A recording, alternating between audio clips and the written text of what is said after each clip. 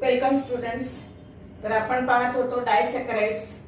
आपल्याला सिलेबस मध्ये तीनच डायसॅकराइड्स दिलेले आहे. एक आहे सुक्रोज, दुसरा आहे माल्टोज, तिसरा आहे लॅक्टोज आणि एक आपल्याला स्वतःहून प्रिपेअर करायचा आहे, तो आहे सेलोबायोज. कारण सेल्युलोजशी रिलेटेड तो डायसॅकराइड आहे. तर कालच आपण बघितलं sucrose, it is disaccharide which on hydrolysis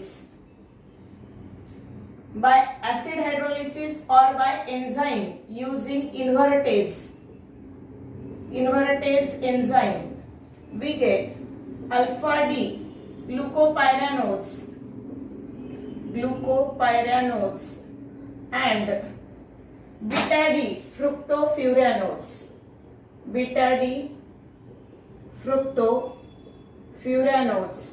म्हणजे काय की अल्फा डी ग्लुकोपायरॅनोज आणि बीटा डी फ्रुक्टोफ्युरॅनोज या दोघांमध्ये वॉटर मॉलिक्यूल इलिमिनेट होऊन डायसॅकराइड सुक्रोज तयार झालेला आहे.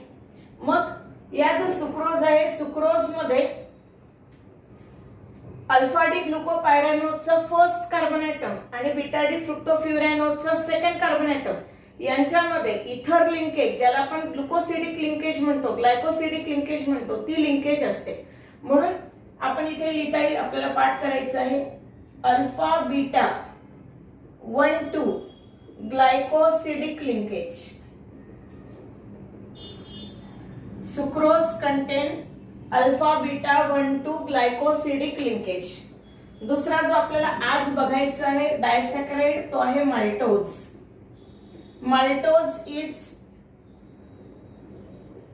hydrolyzed by enzyme maltase.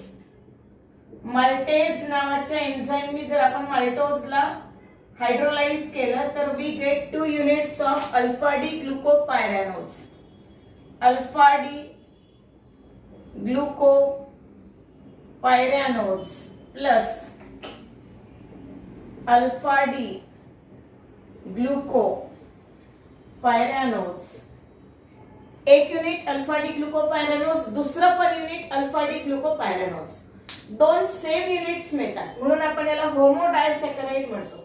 आता अल्फा डी ग्लुकोपायरॅनोजचा फर्स्ट कार्बन ॲटम आणि दुसऱ्या अल्फा डी ग्लुकोपायरॅनोजचा फोर्थ कार्बन ॲटम यांच्यामध्ये ग्लायकोसिडिक लिंकेज असेल तर माल्टोज कंटेन अल्फा, दोनही कंपोनेंट अल्फा नेचरचे आहेत, दोनही एनोमर्स अल्फा नेचरचे आहेत, म्हणून alpha 1,4 glycosidic linkage. Maltose contain alpha 1,4 glycosidic linkage. हे पाठ करायचे जेणेकरून आपल्याला माल्टोजचं स्ट्रक्चर काढायला सोपं जाईल. तिसरा जो आपल्याला डायसॅकराइड बघायचा आहे तो आहे लॅक्टोज, ज्याला आपण म्हणतो milk sugar.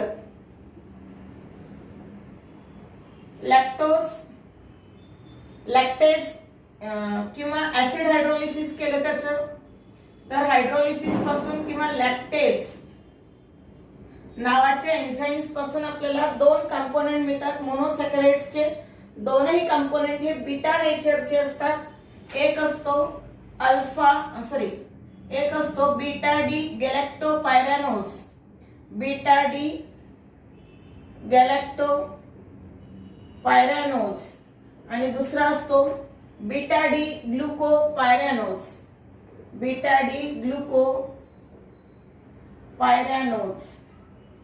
Beta D galactopyranose आणि बीटा डी ग्लुकोपायरॅनोज. पुन्हा एकदा बीटा डी गॅलॅक्टोपायरॅनोजचा फर्स्ट कार्बन ॲटम आणि बीटा डी ग्लुकोपायरॅनोजचा फोर्थ कार्बन ॲटम यांच्यामध्ये ग्लायकोसिडिक लिंकेज असते आणि म्हणून आपण lactose contain beta 1,4 glycosidic linkage असं म्हणतो. Lactose contain beta 1,4 glycosidic linkage. तर हे तर आपल्याला सिलेबस मध्ये, टेक्स्टबुक मध्ये दिलेले आहे. एक आणखी डायसॅकराइड आपल्याला थोडासा पाठ करून ठेवायचा, एमसीक्यूज मध्ये विचारू शकतात, तो आहे सेलोबायोज. आणि सेलोबायोज आणि माल्टोज मध्ये एकच फरक आहे. माल्टोज मध्ये दोन आपल्याला अल्फा डी ग्लुकोपायरॅनोज मिळतात. सेलोबायोज मध्ये आपल्याला दोनही कंपोनेंट बीटा नेचरचे मिळतात. बीटा डी ग्लुकोपायरॅनोज आणि बीटा डी ग्लुकोपायरॅनोज हे मिटवते, लिहून ठेवा. सेलोबायोज. Cellobiose is disaccharide which on hydrolysis produces two similar units of beta D glucopyranones. Fourth disaccharide, cellobiose, on hydrolysis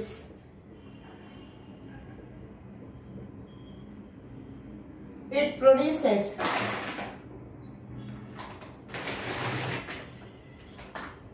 beta D glucopyranose plus पुन्हा एकदा बीटा डी ग्लुकोपायरॅनोज. ग्लुकोजच आहे. Beta D ग्लुकोपायरॅनोजच्या एका मॉलिक्युलचा फर्स्ट कार्बन ॲटम आणि बीटा डी ग्लुकोपायरॅनोजच्या next मॉलिक्युलचा fourth carbon atom याच्यामध्ये ग्लायकोसिडिक लिंकेज असेल, म्हणून सेलोबायोजला पुन्हा एकदा म्हणतात beta 1,4 glycosidic linkage containing carbohydrate. तर cellobiose contain beta 1,4 glycosidic linkage similar to that of lactose. Lactose मध्ये पण बीटा 1,4 ग्लायकोसिडिक लिंकेज आहे आणि सेलोबायोज मध्ये सुद्धा बीटा 1,4 ग्लायकोसिडिक लिंकेज आहे. माल्टोज मध्ये ती अल्फा 1,4 ग्लायकोसिडिक लिंकेज आहे. तर या 4 डायसॅकराइड्सचं स्ट्रक्चर आपल्याला बघायचं आहे.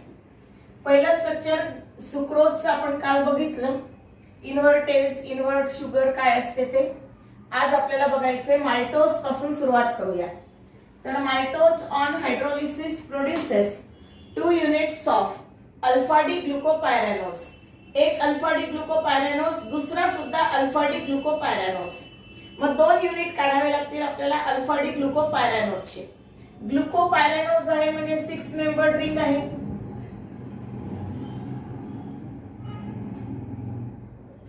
आपल्याला अल्फा एनोमेरिक फॉर्म हवा आहे. अल्फा म्हणजे OH ग्रुप, एनोमेरिक कार्बन ॲटमचा म्हणजे फर्स्ट कार्बन ॲटमचा हायड्रॉक्सिल ग्रुप डाऊनवर्ड डायरेक्शननी पाहिजे. हा फर्स्ट कार्बन ॲटम आणि त्याचा OH ग्रुप डाऊनवर्ड साइडला, कारण आपल्याला अल्फा एनोमेरिक फॉर्म हवा आहे. ठीक आहे. फर्स्ट कार्बन ॲटम कन्व्हेन्शन नुसारच लिहितोय आपण. फर्स्ट कार्बन ॲटमचा OH डाऊनवर्ड साइडला पाहिजे. नेहमीच लेफ्ट साइडला वरच्या पोझिशनला CH2OH असतं. सेकंड कार्बन ॲटमचा OH राईट साइडला असतो. थर्ड कार्बन ॲटमचा OH लेफ्ट साइडला असतो, तो वर जाईल. फोर्थ कार्बन ॲटमचा OH पुन्हा एकदा राईट साइडला असतो, तो खाली असेल. आणि मग टेट्राव्हॅलन्सी कंप्लीट करायला आपण हायड्रोजन लिहितो. फर्स्ट कार्बन ॲटमचा OH डाऊन साइडला असल्यामुळे याला आपण म्हणतो अल्फा डी ग्लुकोपायरॅनोज. हे स्ट्रक्चर आहे अल्फा डी ग्लुकोपायरॅनोजचं. पुन्हा आपल्याला अल्फा डी ग्लुकोपायरॅनोजच काढायचं आहे. अल्फा डी ग्लुकोपायरॅनोज साठी पुन्हा एकदा ग्लुकोपायरॅनोज आहे म्हणजे 6 मेंबर्ड रिंग आहे. ही 6 मेंबर्ड रिंग काढूया. जो ऑक्सिजन आहे तो राईट अप्पर कॉर्नरला पाहिजे. राईट बॅक साइडला म्हणतात किंवा राईट अप्पर कॉर्नरला म्हणूया. एनोमेरिक कार्बन ॲटम नेहमीच राईट साइडला पाहिजे, इथे मिडल पोझिशनला. अल्फा डी ग्लुकोपायरॅनोज आहे. फर्स्ट कार्बन ॲटम जो असेल एनोमेरिक कार्बन ॲटम असेल. आणि तुम्हाला पुन्हा एकदा अल्फा डी ग्लुकोपायरॅनोज पाहिजे म्हणजे OH ग्रुप डाऊनवर्ड साइडला पाहिजे. हायड्रोजन फर्स्ट वरच्या अप्पर पोझिशनला पाहिजे. लेफ्ट साइडला वरती नेहमीच राहणार आहे CH2OH आणि खाली राहणार आहे हायड्रोजन. सेकंड कार्बन ॲटमचा OH राईट साइडला. थर्ड कार्बन ॲटमचा OH लेफ्टला, तो वरती राहील. फोर्थ कार्बन ॲटमचा OH राईटला, तो खाली राहील. आता हा फर्स्ट कार्बन ॲटम, हा सेकंड कार्बन ॲटम, हा थर्ड कार्बन ॲटम. एक मिनिट, कार्बन ॲटमची नंबरिंग करूया. हा फर्स्ट कार्बन ॲटम, हा सेकंड कार्बन ॲटम, हा third carbon atom, fourth carbon atom, fifth carbon atom आणि हा सिक्स्थ कार्बन ॲटम. या पहिल्या रिंग मध्ये हा first carbon atom anomeric carbon atom, second, third, fourth, fifth आणि सिक्स्थ. आता फर्स्ट अल्फा डी ग्लुकोपायरॅनोजचा फर्स्ट कार्बन ॲटमचा OH ग्लायकोसिडिक लिंकेज मध्ये इन्व्हॉल्व्ड असेल आणि सेकंड रिंग ऑक्सिजनच्या फोर्थ कार्बन ॲटमचा OH ग्लायकोसिडिक लिंकेज मध्ये इन्व्हॉल्व्ड असेल तर यामध्ये H2O बाहेर काढा, याच्यातला H आणि याच्यातला OH कट करा. H2O बाहेर काढल्यानंतर फर्स्ट कार्बन ॲटम आणि फोर्थ कार्बन ॲटमच्या मध्ये कोण येईल? ऑक्सिजन. तर हा ऑक्सिजन आपण अशा पद्धतीने पण लिहू शकतो. कधी कधी तुम्हाला MCQs मध्ये असं पण स्ट्रक्चर देऊ शकतात. हा स्ट्रक्चर आहे मायटोज. कधी कधी याला अल्फा डी ग्लुकोपायरॅनोसिल, अल्फा डी ग्लुकोपायरॅनोसाइड असं म्हणतात. अल्फा डी ग्लुकोपायरॅनोसिल, अल्फा डी ग्लुकोपायरॅनोसाइड असं पण म्हटलं जातं. तर it content 1,4 alpha 1,4 glycosidic linkage. कधी असं दाखवतात, कधी कधी असं स्क्वेअर फॉर्म मध्ये पण दाखवतात.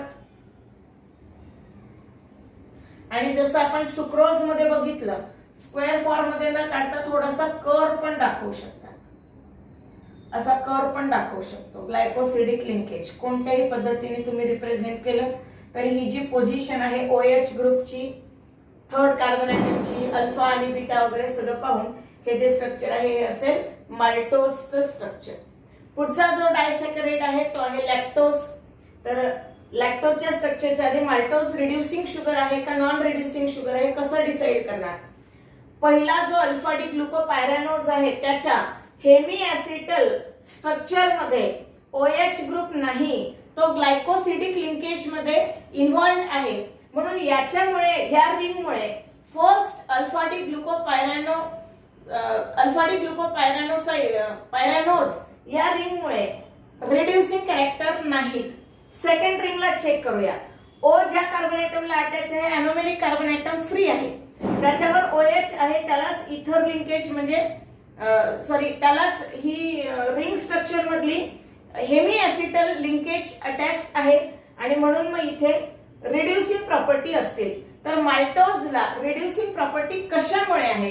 तर hydroxyl group on anomeric carbon atom of second ring, hydroxyl group on second on anomeric carbon atom of second ring is free और hemi acetal group is free on second ring of alpha D glucopyranose in maltose and therefore it shows reducing properties.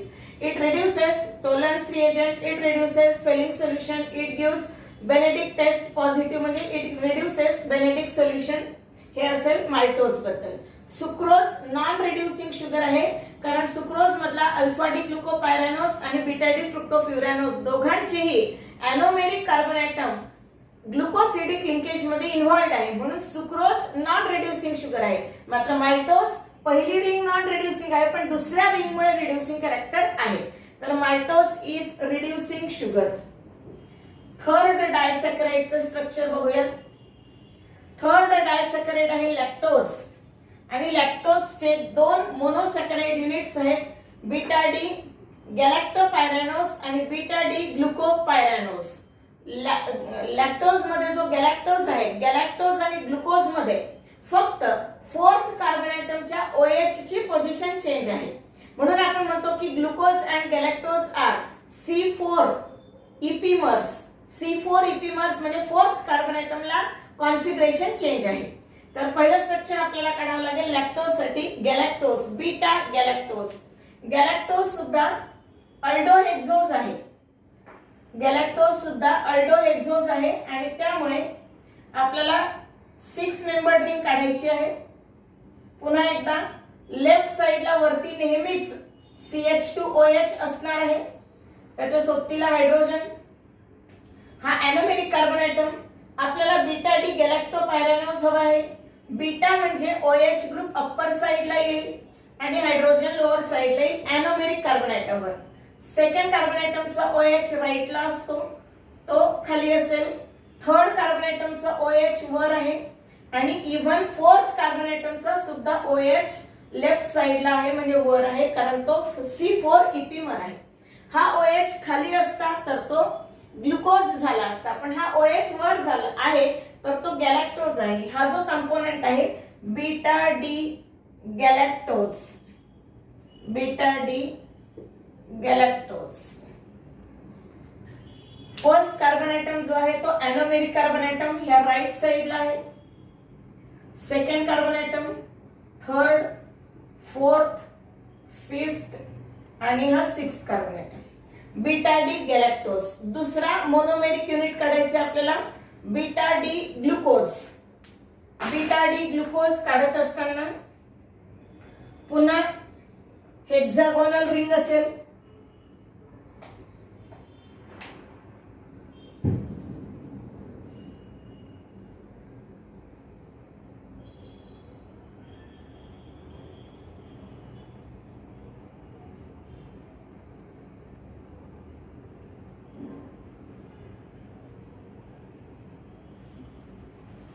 आपल्याला beta D glucose पाहिजे.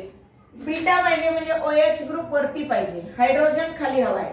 Left साइडला वरती नेहमीच असेल CH2OH, त्याच्या सोबतीला hydrogen.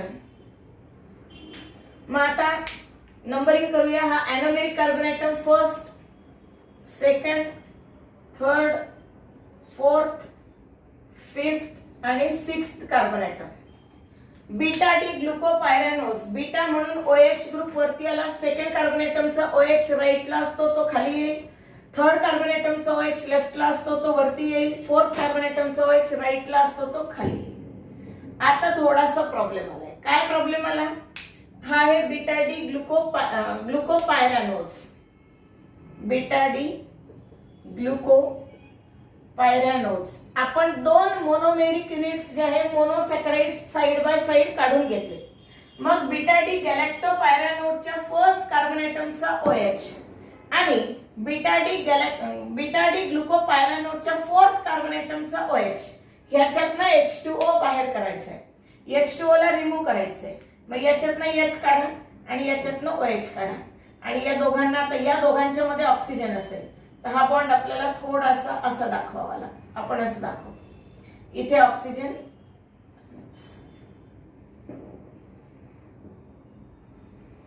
ही दाखवण्याची पद्धत आहे कारण एकाचा हायड्रॉक्सिल ग्रुप वर होता आणि एकाचा हायड्रॉक्सिल ग्रुप खाली होता. मग ते दाखवणार कसं, ते असं दाखवण्याची पद्धत आहे.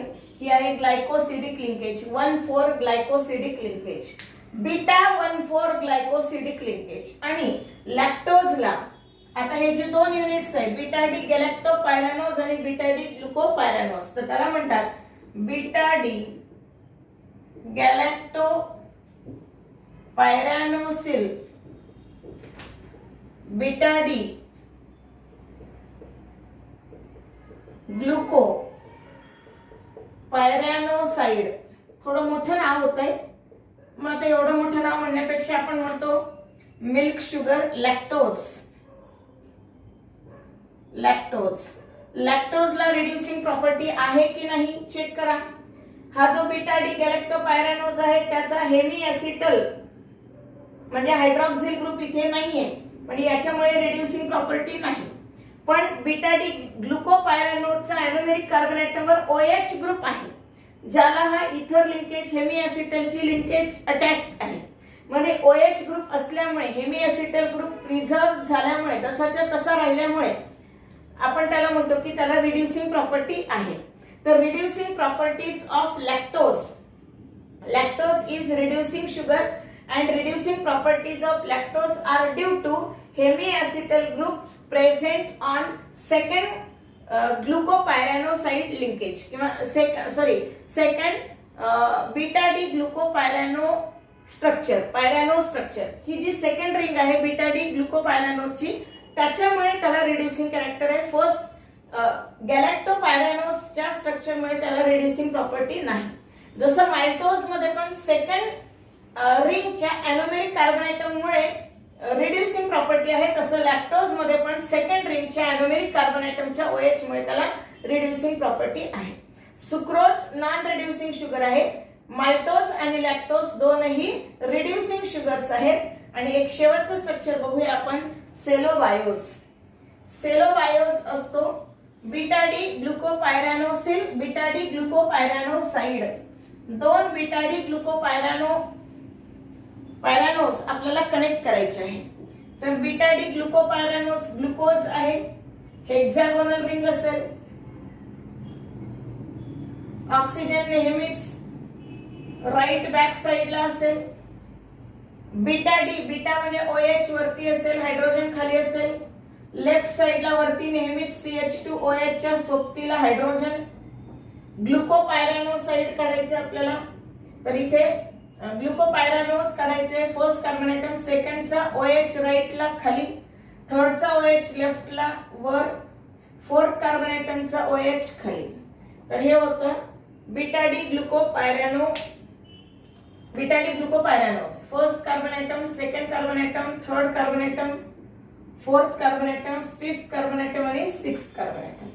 हा झाला beta D glucopyranose. Same structure आपल्याला बीटा डी ग्लुकोपायरॅनोजचं पुन्हा एकदा काढायचं आहे, कारण एक कंपोनेंट बीटा डी ग्लुकोपायरॅनोज आहे, दुसरा पण कंपोनेंट बीटा डी ग्लुकोपायरॅनोजच आहे.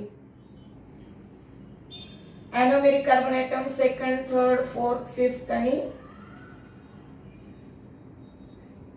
बीटा पाहिजे म्हणजे OH ग्रुप वरती असेल, हायड्रोजन खाली असेल. सेकंड कार्बन ॲटमचा OH राईटला तो खाली लिहा, थर्ड कार्बन ॲटमचा OH लेफ्टला तो वरती लिहा, फोर्थ कार्बन ॲटमचा OH राईटला तो खाली लिहिला आणि इथे लेफ्ट अप्पर साइडला नेहमीच CH2OH च्या सोबतीला hydrogen.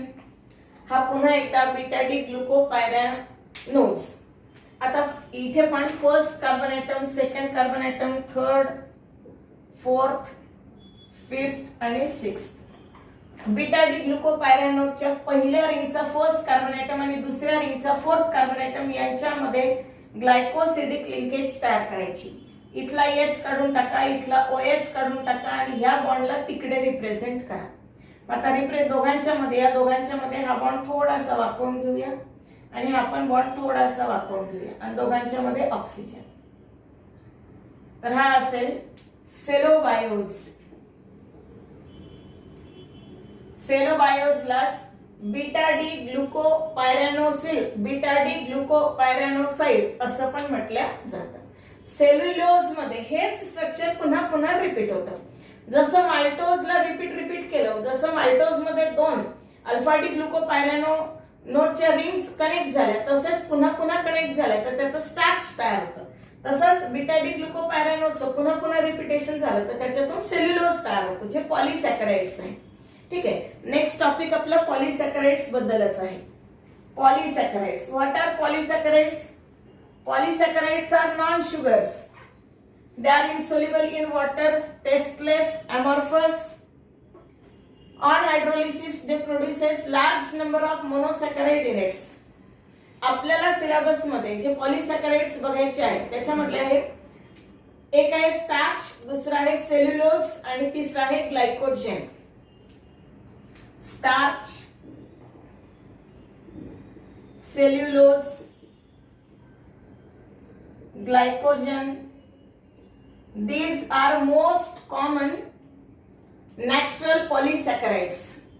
These are most common natural polysaccharides. थोडंसं आपण बघूया त्याच्याबद्दल. स्टार्च जे आहे, प्लांट्स मध्ये फोटोसिंथेसिस होतं आणि प्लांट्स मध्ये फोटोसिंथेसिस झाल्यानंतर कार्बोहायड्रेट्स तयार होतात. ते कार्बोहायड्रेट्स प्लांटला स्वतःला जेवढे लागतात ते यूज केले जातात, मात्र एक्स्ट्राचे जे आहे ते स्टार्चच्या फॉर्म मध्ये स्टोअर केल्या जातात. म्हणून स्टार्चला म्हणतात it is plant storage carbohydrate, plant storing carbohydrate, and it is important nutrient in animals and humans also. म्हणजे ह्युमन फूड मध्ये, एनिमल फूड मध्ये मेन कॉन्स्टिट्युएंट काय असतं तर ते स्टार्च असतं. तर starch is storage carbohydrate in plants. It is main constituent of human food, human and animal food. Human food आणि एनिमल फूड मध्ये ते जास्त करून यूज केले जातात. जे दुसरं आहे ते आहे सेल्युलोज. सेल्युलोज आपल्याला माहिती आहे, सेल्युलोज असं धाग्या टाईपचं स्ट्रक्चर असतं तर it is main constituent of cell wall of plant cell and bacterial cell. Plant cell आणि बॅक्टेरियल सेल वॉलला सेल्युलोजचं कंपोनंट असतं, मेन कन्स्टिट्युएंट असतं. तसंच सेल्युलोज हा कॉटन मध्ये आणि लाकडामध्ये वूड मध्ये पण स्टोअर केला जातो किंवा मेन कन्स्टिट्युएंट असतो. तर cellulose is main constituent of plant cell wall and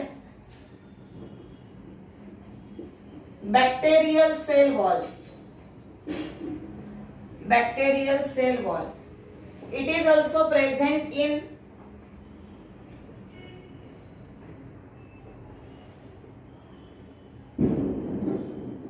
wood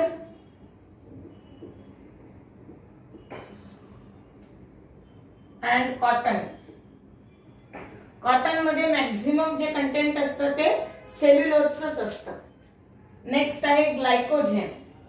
जसं आपण आता बघितलं की प्लांट्स मध्ये जे एक्स्ट्राचं कार्बोहायड्रेट्स असतं ते स्टार्चच्या फॉर्म मध्ये स्टोअर केलं जातं. तसंच एनिमल्स मध्ये जे एक्स्ट्राची एनर्जी आहे, ग्लुकोज आहे, ती ग्लायकोजेनच्या फॉर्म मध्ये, पॉलिमेरिक फॉर्म मध्ये ती स्टोअर केल्या जाते. तर इट इज स्टोरिंग किंवा storage carbohydrates of animals, glycogen.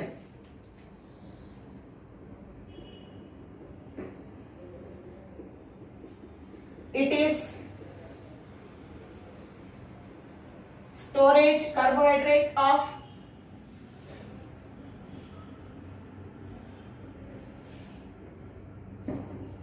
Animals. कुठे स्टोअर करून ठेवलं जातं? जनरली ते लिव्हर, ब्रेन आणि मसल्स मध्ये स्टोअर केलं जातं. तर it is present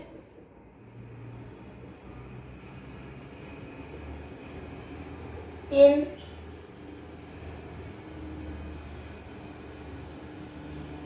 liver, muscles and brain. Liver, muscles and brain. This glycogen is also found in fungi and yeast. It is also found in fungi and yeast. yeast आणि फंगाय मध्ये सुद्धा glycogen आपल्याला आढळून येतं. तर स्टार्च काय आहे detail मध्ये आपण पाहणार आहोत. स्टार्च, सेल्युलोज, ग्लायकोजेन आणि त्यांचे स्ट्रक्चर्स. पॉलिसॅकराइड्स. तर पॉलिसॅकराइड्स मध्ये आपल्याला फर्स्ट पॉलिसॅकराइड बघायचं आहे starch. Starch it is homopolysaccharide of alpha D glucopyranose. म्हणजे स्टार्चचं हायड्रोलिसिस केलं तर आपल्याला खूप सारे अल्फा ग्लुकोज मॉलिक्युल्स मिळतात. तर starch is homopolysaccharide of alpha glucose. Alpha ग्लुकोजचा तो पॉलिमेरिक फॉर्म आहे. तसं म्हटलं तर आपण कार्बोहायड्रेट्सला पॉलिमर म्हणत नाही, ते मॅक्रो मॉलिक्युल्स असतात, ते बायो मॉलिक्युल्स असतात. तर तरीही आपण त्याला जर पॉलिमेरिक फॉर्म म्हटलं तर ह्याचा जो मोनोमेरिक युनिट आहे तो आहे अल्फा डी ग्लुकोज. तर starch is it is homopolysaccharide of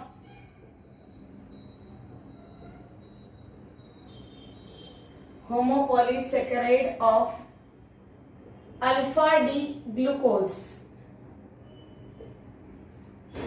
म्हणजे स्टार्च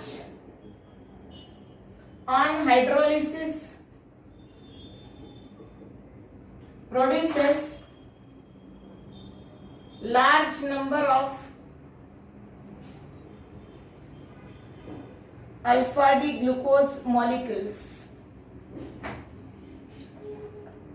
जे स्टार्च आहे त्याच्यामध्ये दोन कंपोनेंट असतात. एक असतो अमायलोज आणि दुसरा असतो amylopectin.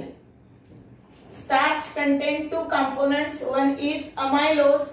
Amylose constitutes 15 to 20% of starch and amylopectin is 80 to 85% part of a starch. Starch मध्ये दोन कंपोनेंट असतात, एक अमायलोज असतो, एक अमायलोपेक्टिन असतो. अमायलोज हा 15 ते 20% प्रमाणात असतो आणि अमायलोपेक्टिन जो आहे तो 80 ते 85% प्रमाणात असतो. तर starch content amylose and amylopectin. Amylose is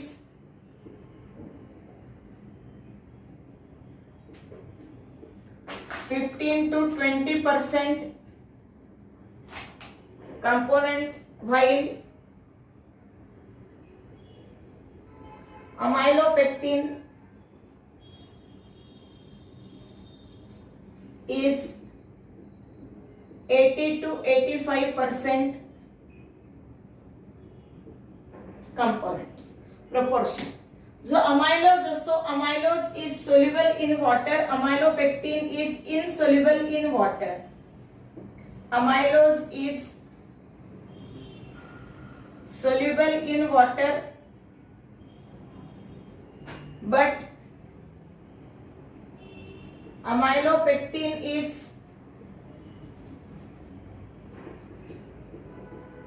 insoluble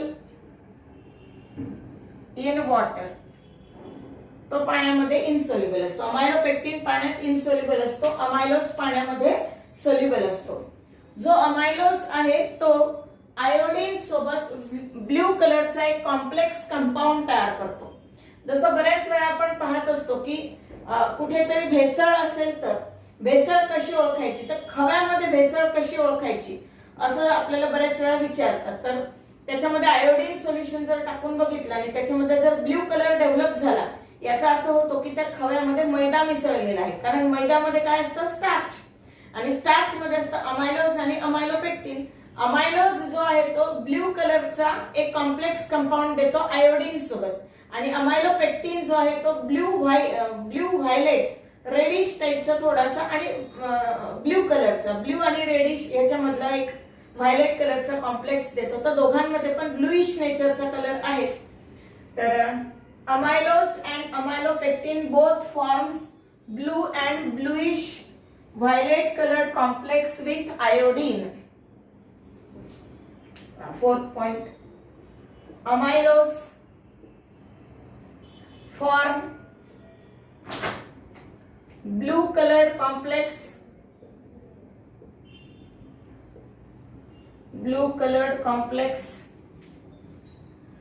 while amylopectin form blue violet colored complex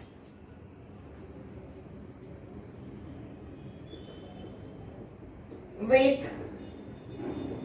iodine. बऱ्याच वेळा ही कन्फर्मेटिव्ह टेस्ट फॉर स्टार्च किंवा कार्बोहायड्रेट असं म्हटलं जातं. तर colour of complex with iodine. Next आहे, दिस amylose contain 200 to 1000 units of alpha D glucopyranose by alpha 1,4 glucosidic linkage. म्हणजे जो अमायलोज आहे, अमायलोज मध्ये आता समजा हा एक अल्फा डी ग्लुकोपायरानोजचा मॉलिक्यूल आहे, हा दुसरा अल्फा डी ग्लुकोपायरानोजचा मॉलिक्यूल आहे, तिसरा अल्फा डी ग्लुकोपायरानोजचा मॉलिक्यूल आहे. हे सगळे मॉलिक्यूल एकमेकांना लिंक्ड असतात. किती मॉलिक्यूल्स असतील तर जवळपास 200 ते 1000 एवढे मॉलिक्यूल्स एकमेकांना कनेक्ट होऊन कसे कनेक्ट होतात, याचा फर्स्ट कार्बन ॲटम आणि याचा फोर्थ कार्बन ॲटम, याचा फर्स्ट याचा फोर्थ, आणि याचा जो फर्स्ट असेल तो नेक्स्टच्या फोर्थला कनेक्टेड असेल 1,4. हा पण alpha D glucopyranose, alpha D glucopyranose, alpha D glucopyranose. म्हणजे काय, approximate 200 to 1000 alpha D glucopyranose units are connected to each other by alpha 1,4 glucosidic linkage in amylose. amylose मध्ये लिनियर स्ट्रक्चर आहे आणि अमायलोपेक्टिन मध्ये branched structure आहे. हा linear polymeric form आहे. तर amylose contain in amylose 200 to 1000 alpha D glucopyranose units are linearly connected by alpha 1,4 glycosidic linkage. Alpha 1,4 glycosidic linkage. It is linear non-branched polymeric form of starch. स्टार्चचा हा जो component आहे amylose हा linear किंवा non ब्रँच्ड form असतो. मात्र जो amylopectin आहे अमायलोपेक्टिन मध्ये ब्रँचिंग असते. म्हणजे बघा ब्रँचिंग कशी असते, वरचं मिटवते मी नीट दिसण्यासाठी.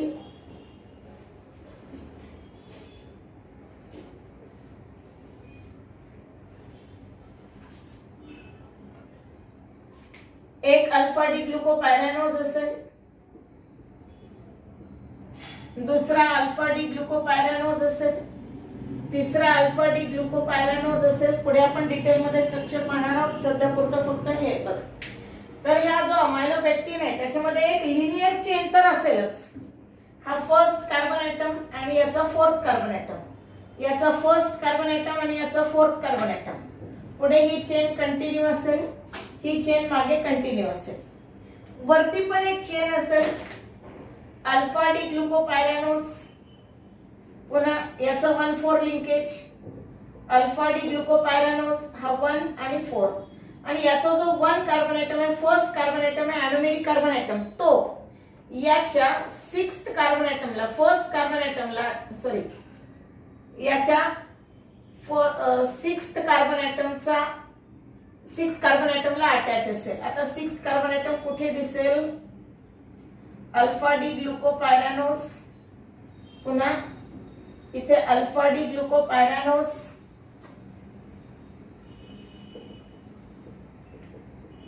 याचा फर्स्ट कार्बन ॲटम जो आहे तो फर्स्ट कार्बन ॲटम याच्या इथल्या 6th कार्बन ॲटमला कनेक्टेड असेल.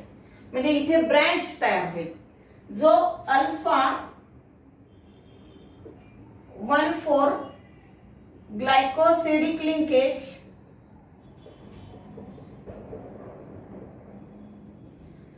alpha 1,4 glycosidic linkage is in linear form.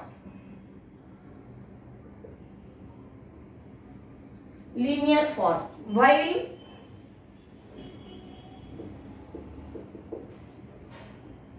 alpha 1,6 glycosidic linkage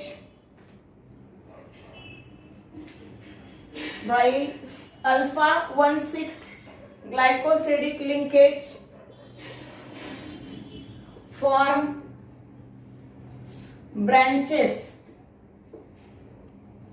in amylopectin. म्हणजे काय, अमायलोज मध्ये एकच लिंकेज आहे, ग्लायकोसिडिक लिंकेज एकच आहे. अमायलोज मध्ये फक्त एकच लिंकेज असेल अल्फा 1,4 ग्लायकोसिडिक लिंकेज, आणि ती फक्त लिनियर अरेंजमेंट साठी पॉसिबल आहे, लिनियर अरेंजमेंट साठी ऍप्लिकेबल आहे. जो अमायलोपेक्टिन आहे, अमायलोपेक्टिन मध्ये 2 ग्लायकोसिडिक लिंकेजेस आहेत.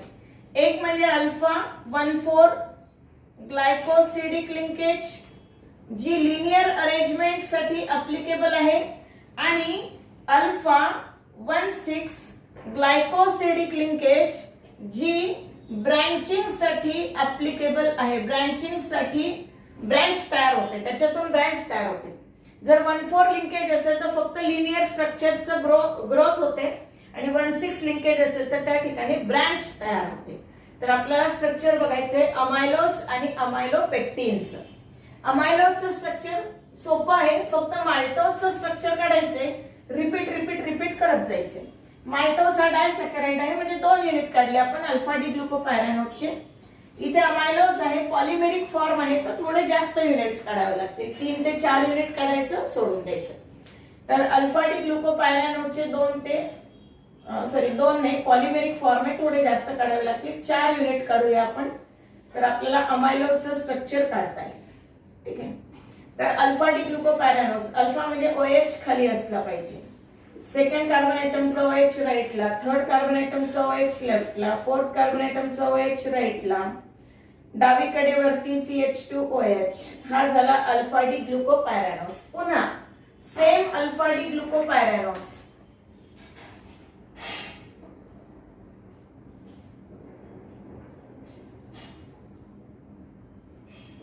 इथे लेफ्ट साइडला वरती CH2OH, त्याच्या सोबतीला hydrogen alpha, anomeric carbon atom alpha हवा आहे म्हणून OH खाली, सेकंड कार्बन आयटमचा OH राईटला, थर्ड कार्बन आयटमचा OH लेफ्टला, fourth carbon atom alpha D glucopyranose, दुसरा अल्फा डी ग्लुकोपायरॅनोज, तिसरा अल्फा डी ग्लुकोपायरॅनोज. आता फळ्यावर चौथा मावत पण नाही, ठीक आहे, 3च काढूया. पण पॉलिमेरिक फॉर्म आहे म्हणजे पुढे चेन कंटिन्यू असणार आहे.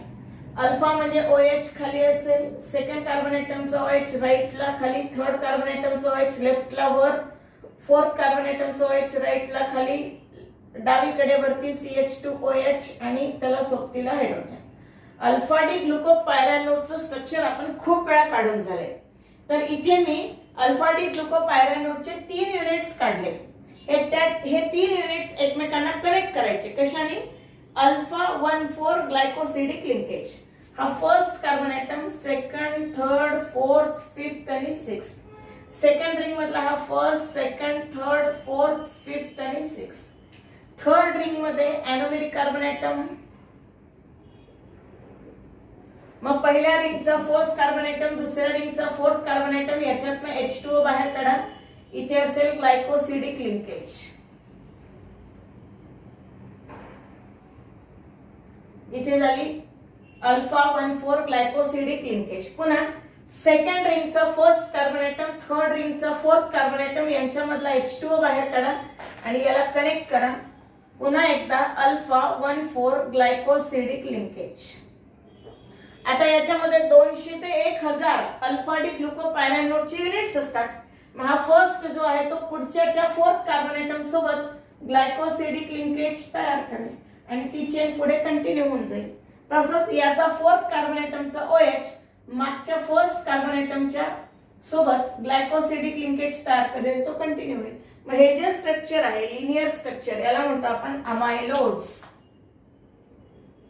आता आपल्याला अमायलोपेक्टिन काढायचं असेल तर एक ब्रांच बनवून दाखवावे लागेल आणि ब्रांच बनवण्यासाठी कमीत कमी आपल्याला 5 तरी अल्फा डी ग्लुकोपायरॅनोजचे युनिट्स काढावे लागतील. तर वरचे 2 युनिट मी तसेच्या तसेच ठेवते आहे, खाली परत एकदा युनिट्स काढते. तर इथे CH2OH,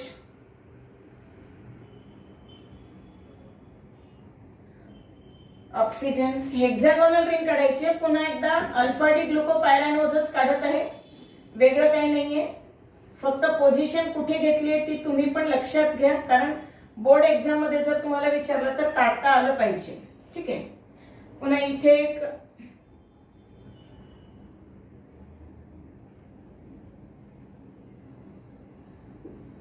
अल्फा डी ग्लुकोपायरॅनोज, पुन्हा इथे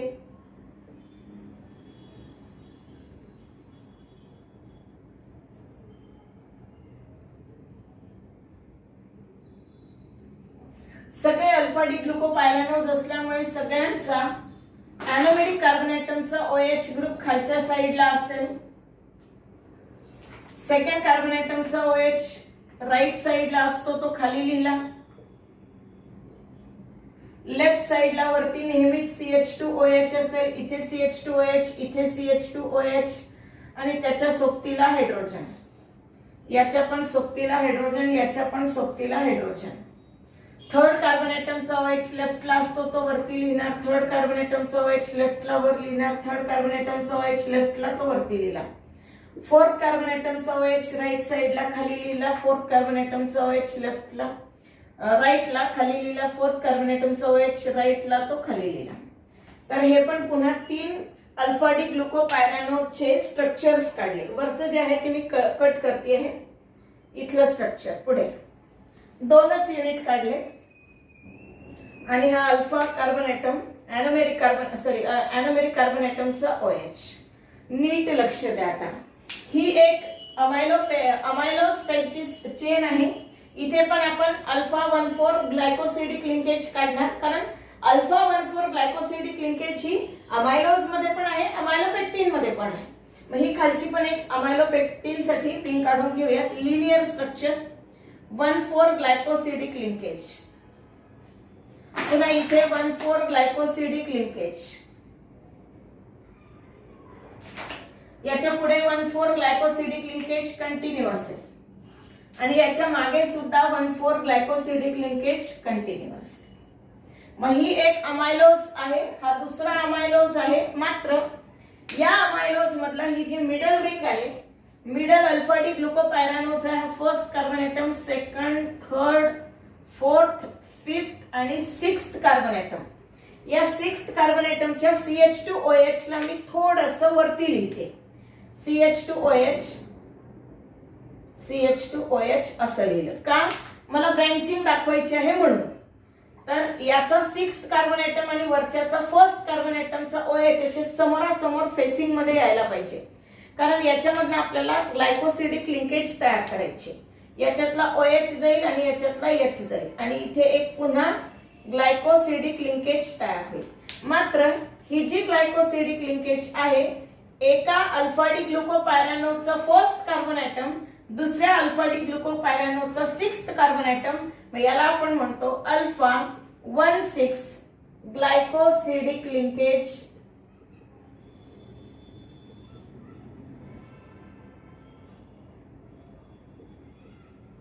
for branching.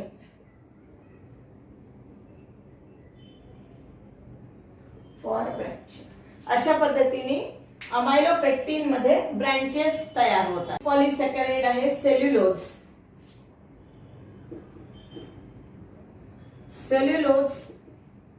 It is homopolysaccharide of beta D glucopyranose. Cellulose is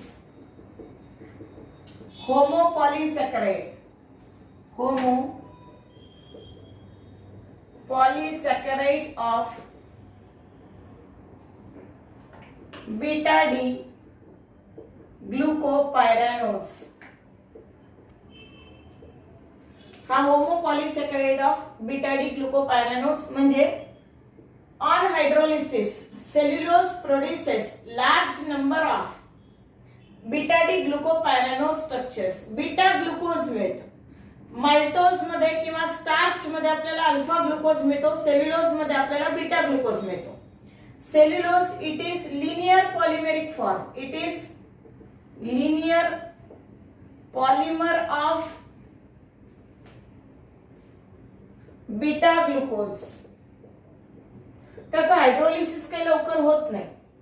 जो सेल्युलोज आहे त्याचा हायड्रोलिसिस करण्यासाठी खूप जास्त स्ट्रॉंग आणि concentrated acid at high temperature आणि प्रेशर कंडिशन लागते.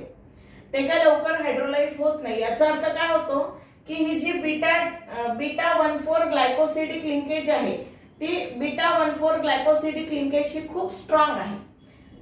सेल्युलोज मध्ये beta D glucopyranose are connected to each other by beta 1,4 glycosidic linkage.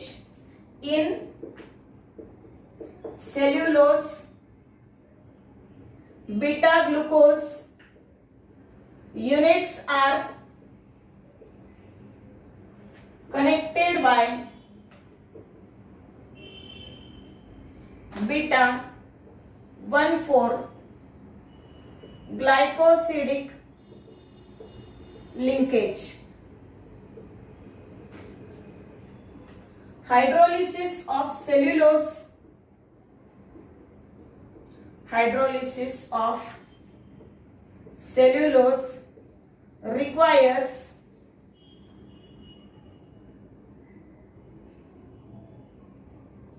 strong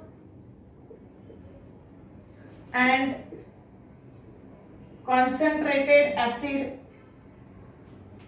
at high temperature and pressure. Hence, it is difficult to hydrolyze cellulose. सेल्युलोजचा hydrolysis थोडं difficult असतं.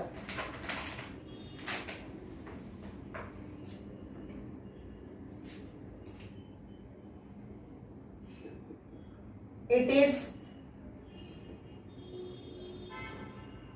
difficult to hydrolyze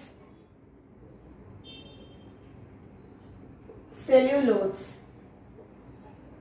सेल्युलोजचा hydrolysis अवघड असतं. Therefore, we can say that beta 1,4 glycosidic linkage is very strong in nature. Is very strong in nature and is not hydrolyzed in humans. Hence, cellulose is not hydrolyzed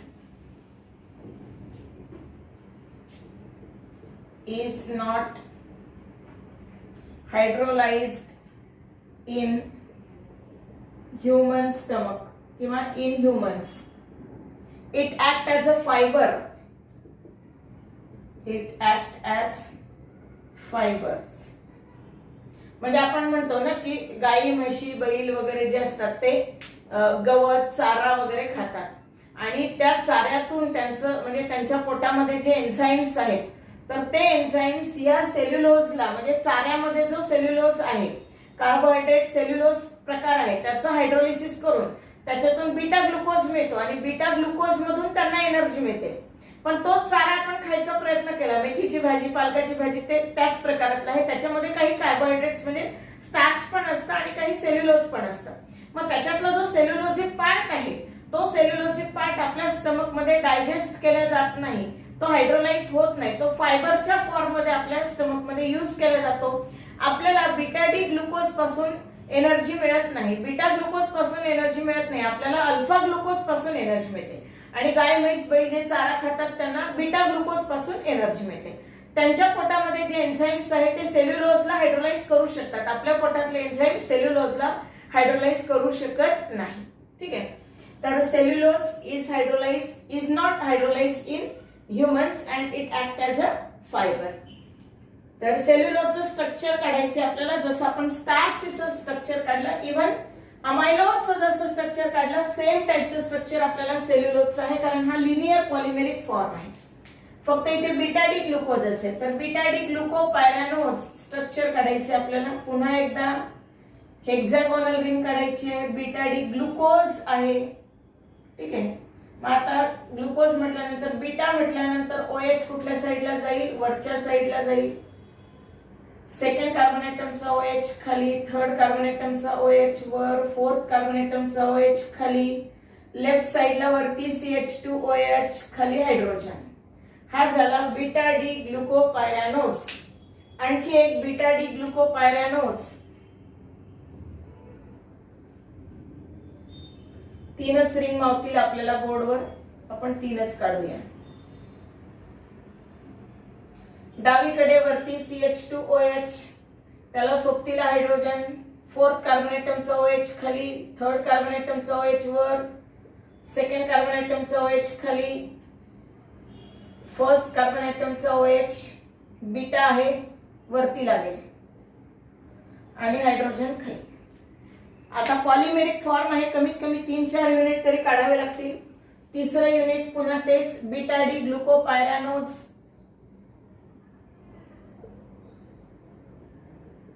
beta म्हणजे OH वर third carbon ॲटमचा OH वर fourth carbon ऍटमचा OH खाली, डावीकडे वरती नेहमीच CH2OH च्या सोबतीला खाली हायड्रोजन.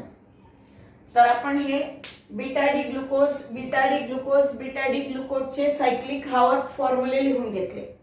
आता पहिल्या बीटा डी ग्लुकोजचा फर्स्ट कार्बन ऍटमचा OH आणि दुसऱ्या बीटा डी ग्लुकोजच्या फोर्थ कार्बन ऍटमचा OH याच्यामध्ये ग्लायकोसिडिक लिंकेज असेल.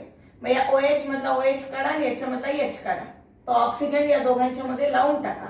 मग हा जो ऑक्सिजन असेल हा असा येईल. ही झाली glycosidic linkage. Beta 1,4 glycosidic linkage. Beta 1,4 glycosidic. Second carbon ऍटमचा फर्स्ट सेकंड रिंगचा फर्स्ट कार्बन ऍटम, थर्ड रिंगचा फोर्थ कार्बन ऍटम, याच्यातला OH आणि याच्यातला OH याच्यातनं डिहायड्रेशन करा, H2 बाहेर काढा.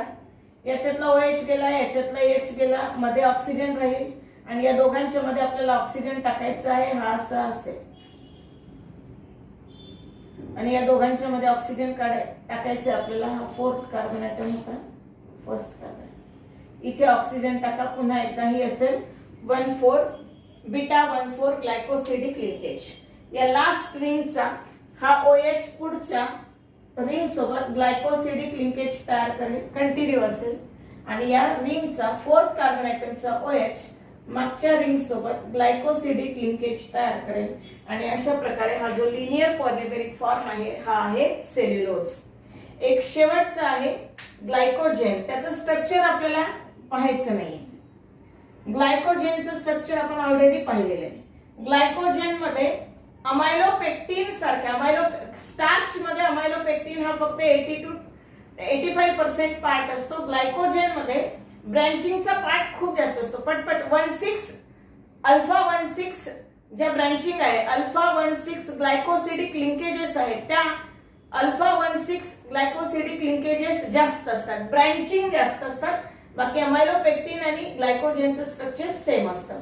Structure of glycogen is similar to that of amylopectin, but in glycogen there are large number of branches between alpha 16 glycosidic chains. किंवा glycosidic linkages are more in glycogen.